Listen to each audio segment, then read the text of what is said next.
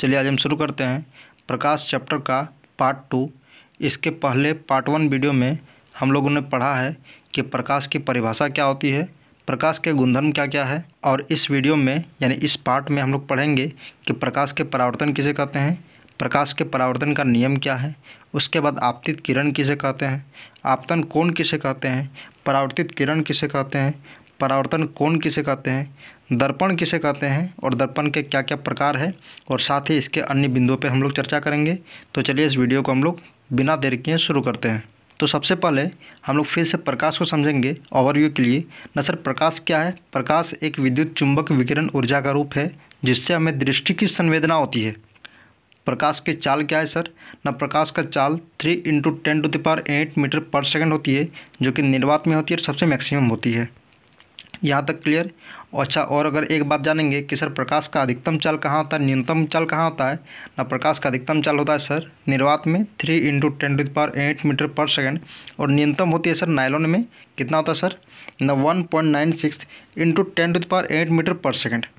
तो अब हम जानेंगे कि प्रकाश का परावर्तन किसे कहते हैं। न सर प्रकाश का परावर्तन क्या है? प्रकाश का किसी सतह से टकराकर वापस उसी माध्यम में लौटने की प्रक्रिया को प्रकाश का परावर्तन कहते हैं। यानी इसे हम लोग डिटेल में समझें तो जब प्रकाश किसी भी चिकने चमकीले सतह पर टकराती है तो टकराने के पश्चात वह वापस उसी माध्यम में लौटने का जो प्रक्रिया होता है उसे हम लोग प्रकाश का परावर्तन कहते हैं। अब इसको हम लोग डायग्राम से समझेंगे। सपोज़ कीजिए ये कोई एक सरफेस है यानी सतह है, प्रकाश ऐसे आएगी, यानी इस आने के बाद क्या करती है कि टकराने के बाद वो वापस इसी माध्यम में लौट जाती है। इस प्रक्रिया को हम लोग क्या कहेंगे सर? प्रकाश का परावर्तन कहेंगे। ठीक है, यानी प्रकाश का किसी सतह से टकराकर वापस उसी माध्यम में लौट जाना प्रकाश का परावर्तन कहलाता है। अब प्रकाश के परावर्तन का नियम क्या क्या है सर? ना सर आपतन कोण परावर्तन कोण के बराबर होता है, यानी एंगल आई = एंगल आर।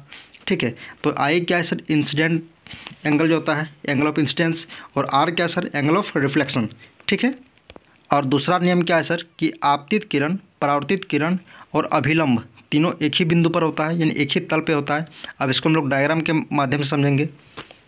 तो चलिए देखते हैं। सपोज़ कीजिए ये कोई सरफेस है, ठीक है, ये ऐसा कोई एक सरफेस है, ठीक है, ये यहाँ से कोई प्रकाश का किरण आती है, तो ये जो किरण आएगी, ठीक है, इसको हम लोग कहते हैं सर आपतित किरण। ठीक है, और ये यहाँ पे सपोज कि टकरा गई, इस पॉइंट पे टकरा गई। अब टकराने के पश्चात ये वापस उसी माध्यम में लौटती है, तो ये लौट रही है आपतित। आपतित माने आने वाली किरण, आपतित आने वाली किरण, और परावर्तित किरण यानी कि हम लोग खट्टा में बोलते हैं पराना, यानी कि जाना, यानी पराने यानी कि जो जाती है यानी परावर्तित हो रही है, उसको हम लोग क्या कहेंगे सर?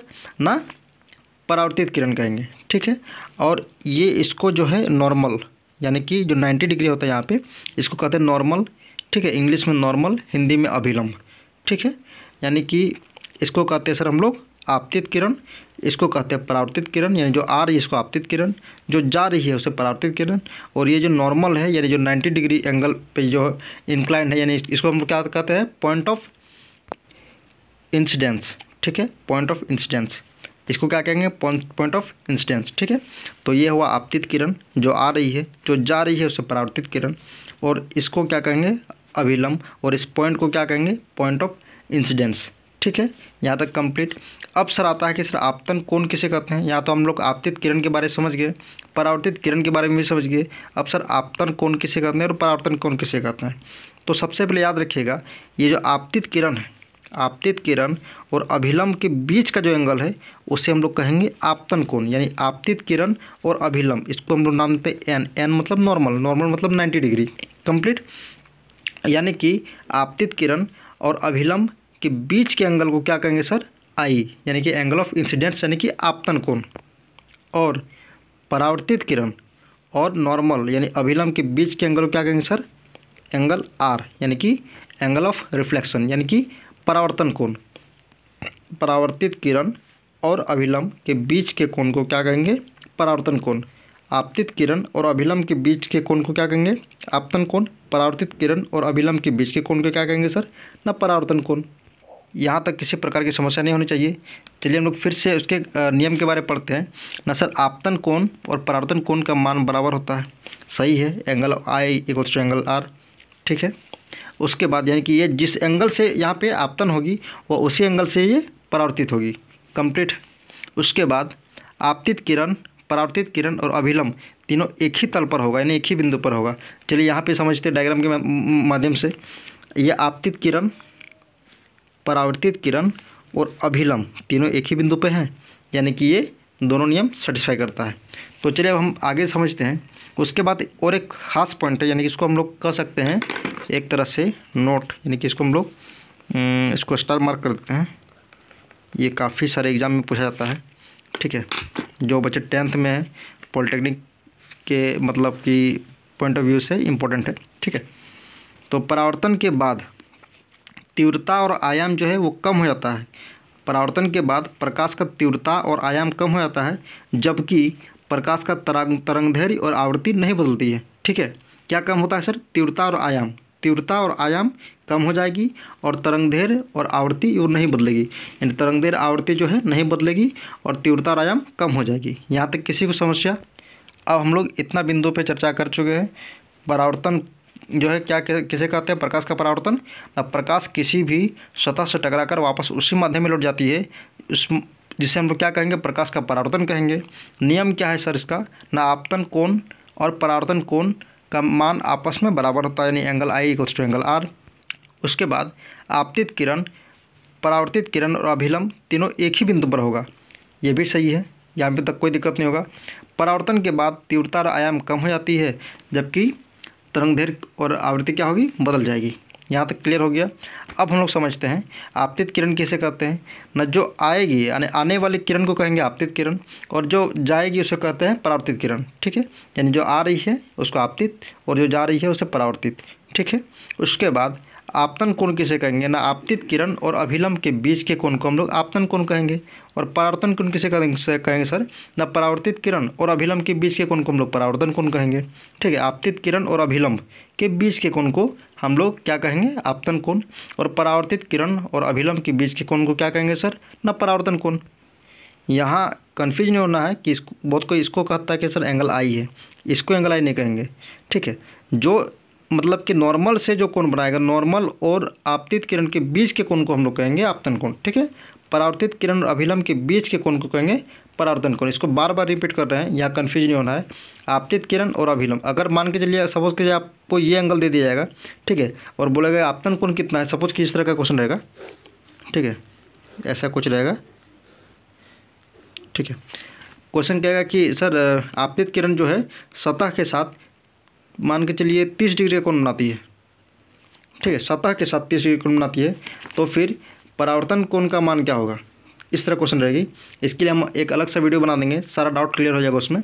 तो यहाँ पे क्वेश्चन क्या है सर कि कोई भी जब मतलब आपतित किरण जो है सतह के साथ 30 डिग्री कोण बनाती है, यानी ये सतह है, अभिलंब के साथ नहीं कहा है, सतह के साथ कहा है, तो परावर्तन कोण का मान। तो सर परावर्तन कोण के लिए हम लोग जानते हैं कि हम लोग को आपतन कोण निकालना चाहिए, और आपतन कोण तो हमारे पास है नहीं, आपतन कोण तो इसे कहेंगे। तो सर परावर्तित किरण जो है मतलब कि इसके बाद हम क्या कहेंगे कि हम लोग परावर्तन कोण के लिए क्या चाहिए? आपतन कोण चाहिए, ठीक है। तो हम लोग सबसे पहले क्या करेंगे? आपतन कोण निकालेंगे, ठीक है। तो आपतन कोण कैसे निकलेगा? ये पूरा होता है सर 90 डिग्री। अब 90 डिग्री से में से 30 डिग्री माइनस कर देंगे तो ये हमारा निकल जाएगा 60 डिग्री।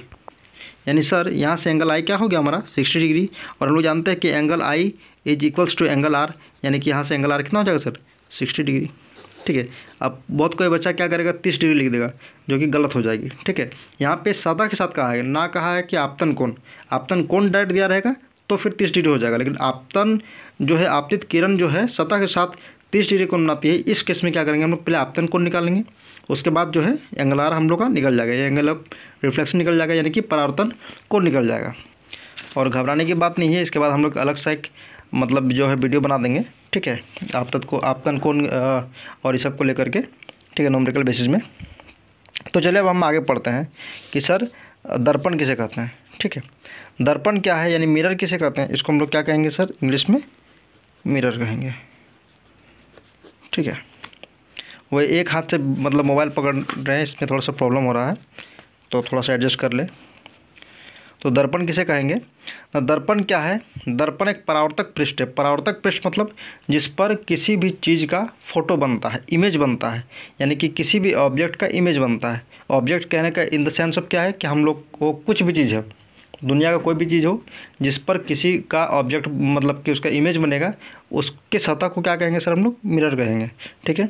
दर्पण क्या है? दर्पण एक ऐसा परावर्तक सतह जिस पर किसी बीम का प्रतिबिंब बनता है। अगर 10th क्लास के बच्चा का अगर डेफिनेशन एग्जाम में लिखने आए तो वो ऐसा लिखेगा कि एक ऐसा परावर्तक पृष्ठ जिस पर किसी बीम का प्रतिबिंब बनता है। अब कन्फ्यूजन ये सर, ये बीम क्या है, प्रतिबिंब क्या है? बीम का कहने का मतलब ये सर एक ऑब्जेक्ट है, यानी कि बीम ऑब्जेक्ट को ही कहते हैं। कहने का मतलब एक एग्जांपल देते हैं, जैसे हम लोग बहुत, कोई सर को क्या कहेगा, कोई टीचर कहता है, कोई गुरुजी को कहता है, कोई मास्टर साहब कहता है। तो इस तरह बीम को हम लोग, ऑब्जेक्ट को बीम, वस्तु या कुछ भी हुआ, सेम चीज़ है सब। ठीक है। बीम क्या है? वस्तु। बीम को वस्तु भी कह सकते हैं, ऑब्जेक्ट भी कह सकते हैं, कुछ भी कह सकते हैं। ठीक है। वो बस समझने के लिए है या सूटेबल के लिए। रिदम होता है ना, बीम का प्रतिबिंब, एक राइम बैठ रहा है। ठीक है। राइमिंग के लिए यहाँ पे लिखा गया है एक ऐसा परावर्तक पृष्ठ जिस पर किसी बीम का प्रतिबिंब बनता है, उसे हम लोग क्या कहेंगे? दर्पण कहेंगे। प्रतिबिंब मतलब इमेज। ठीक है। उसको इमेज कहते हैं, प्रतिबिंब को इमेज कहते हैं। बीम मतलब ऑब्जेक्ट, प्रतिबिंब मतलब इमेज। ऐसा परावर्तक पृष्ठ जिस पर किसी बीम का प्रतिबिंब बनता है। अब सर हम लोग जानते हैं कि दर्पण के कितने प्रकार होते हैं। तो एक सबसे पहले रफ डायग्राम समझते हैं। दर्पण के दो पार्ट होगा। ठीक है। एक समतल और एक गोलीय, यानी कि प्लेन मिरर और स्फेरिकल मिरर। ठीक है। अब समतल दर्पण इसका यहीं पे कहानी प्लेन हो गया, और गोलीय दर्पण जो है यानी कि स्फेरिकल मिरर है, इसका दो बेटा होता है। ठीक है। एक कनकेव और एक कन्वेक्स, यानी अवतल उत्तल। ठीक है। और लास्ट में इसका पीढ़ी यहीं समाप्त हो जाता है। तो चलिए हम लोग एक एक चीज़ भी डिस्कस करेंगे। समतल दर्पण किसे कहते हैं, गोलीय दर्पण किसे कहते हैं। ठीक है। उसके बाद कनकेव मिरर क्या है और कन्वेक्स मिरर क्या है। तो चलिए शुरू करते हैं। समतल दर्पण किसे कहते हैं सर?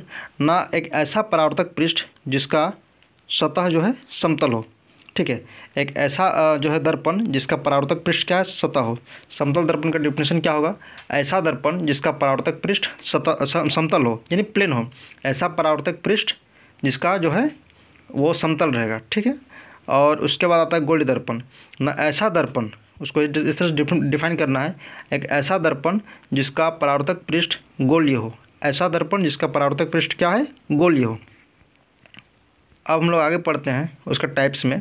अवतल दर्पण किसे कहते हैं सर? ना अवतल दर्पण डेफिनेशन इस तरह से लिखेंगे, यह एक गोलीय दर्पण का पार्ट हो गया। ठीक है। समतल दर्पण यहाँ पे कंप्लीट हो गया। उसके बाद गोलीय दर्पण का दो भाग होता है, यानी कि दो टाइप्स होता है, एक अवतल दर्पण, एक उत्तल दर्पण। तो अवतल यानी कि कनकेव मिरर, इसको क्या कह इस तरह से डिफाइन कर सकते हैं, ऐसा गोलीय दर्पण जिसका परावर्तक पृष्ठ अंदर की ओर धंसा है। ठीक है। यानी सर यहाँ पे इसका हम लोग फिगर मतलब अपना इमेज देखते हैं, ये पेंट किया हुआ है, किसका पेंट किया हुआ है इसके बारे में आगे जानकारी देंगे, थोड़ा धैर्य रखिए। और ऐसा गोलीय दर्पण जिसका परावर्तक पृष्ठ अंदर की ओर धंसा है उसे गोलीय दर्पण कहेंगे। जस्ट इसका अपोजिट क्या होगा उत्तल दर्पण का? ऐसा गोलीय दर्पण जिसका परावर्तक पृष्ठ बाहर की ओर उभरा है, यानी ये यहाँ पेंट क्या है, यहाँ पे हम लोग इसका मतलब जो है इमेज देखेंगे। ठीक है। अब कुछ बिंदुओं पर चर्चा करेंगे, नोट इसको आप लोग लिख लीजिएगा कॉपी में, कलम में, या कहीं पे याद रखिएगा और बेटर है। ठीक है। तो पहला पॉइंट क्या है इसका कि प्रकाश विद्युत प्रभाव। हम लोगों ने मतलब जो है इसका पिछला वीडियो में पढ़ा है कि फोटो इलेक्ट्रिक इफेक्ट, जो कि 1905 में आइंस्टीन ने बताया था, जिसके बारे में उसको लेकर के 1922 में आइंस्टीन को नोबेल प्राइज़ मिला था। ठीक है। किसके लिए मिला था आइंस्टीन को? ऐसा क्वेश्चन लगभग परीक्षा में ये क्वेश्चन मतलब कि पाया गया है कि आइंस्टीन को किसके लिए नोबेल प्राइज़ मिला था और कब मिला था। उसका आंसर क्या होगा कि फ़ोटो इलेक्ट्रिक इफ़ेक्ट के लिए 1922 में नोबेल प्राइज़ मिला था। हिंदी भाषा के लिए प्रकाश विद्युत प्रभाव की खोज के लिए 1922 में आइंस्टीन को नोबेल प्राइज़ मिला था। अब हम लोग जानेंगे प्रकाश की चाल क्या है। ठीक है। और प्रकाश की चाल क्या है और कहाँ पे अधिकतम होती है यानी मैक्सिमम होती है, और कहाँ पे मिनिमम यानी कि न्यूनतम होती है। चलिए ठीक है। तो प्रकाश की चाल सबसे पहले देखते हैं कि प्रकाश की चाल का जो खोज है वो कैसे हुआ। तो प्रकाश की चाल का खोज एक साइंटिस्ट था जिसका नाम था रोमर। क्या था? रोमर। रोमर ने बृहस्पति ग्रह की उपग्रह जो है बृहस्पति ग्रह का उपग्रह की चाल को देख करके प्रकाश की चाल का मतलब जो है निकाला। ठीक है, अब मैक्सिमम कहाँ होता है सर? निर्वात में होता है 3 × 10⁸ मीटर पर सेकंड, कल से भौंक रहे हैं। मिनिमम कहाँ होता है? नायलॉन में होता है 1.96 × 10⁸ मीटर पर सेकंड होता है। ठीक है, उसके बाद तीसरी बिंदु पर चर्चा करते हैं कि प्रकाश का सबसे अच्छा परावर्तक सतह कौन सा है। यानी चांदी जो है ना, प्रकाश का सबसे अच्छा परावर्तक माना जाता है। चांदी जो है प्रकाश का सबसे अच्छा परावर्तक माना जाता है। इस कारण से यहाँ पे जो हम लोग पेंट करते हैं, ठीक है, यहाँ जो पेंट करते हैं ये अर्जेंटम नाइट्रेट यानी कि AgNO3 यानी सिल्वर नाइट्रेट बोलते हैं। Ag जो इसका लैटिन नाम है, चांदी का लैटिन नाम क्या है? Ag है। ठीक है, इसको मतलब कि अर्जेंटम बोलते हैं, Ag से डिनोट करते हैं। चांदी का लैटिन नाम क्या है सर? ना अर्जेंटम, और इसको डिनोट कैसे करते हैं? Ag से। ठीक है, तो इसका जो है मतलब कि दर्पण में कलई यानी कि पेंट किसे किया जाता है ना? अर्जेंटम नाइट्रेट यानी सिल्वर नाइट्रेट, या जिसका फॉर्मूला होता है AgNO3 का किया जाता है। तो आज का यह वीडियो यहीं समाप्त करते हैं। कल हम लोग पढ़ेंगे समतल दर्पण के प्रॉपर्टी के बारे में, और उसके बाद ऑब्जेक्ट के बारे में पढ़ेंगे, मतलब कि इमेज के बारे में पढ़ेंगे। इमेज कितने टाइप के होते हैं, ठीक है, वास्तविक होता है, आभासी होता है। उसके बाद अवतल दर्पण के अन्य बिंदुओं पर, जैसे कि हो गया ध्रुव हो गया, उसका वक्रता केंद्र, ठीक है, centre of curvature, radius of curvature, focal length, principal focus, principal axis, और इस तरह के जितना प्रॉपर्टी है उसके बारे में पढ़ेंगे। आज का वीडियो हम यही समाप्त करते हैं। Thank you.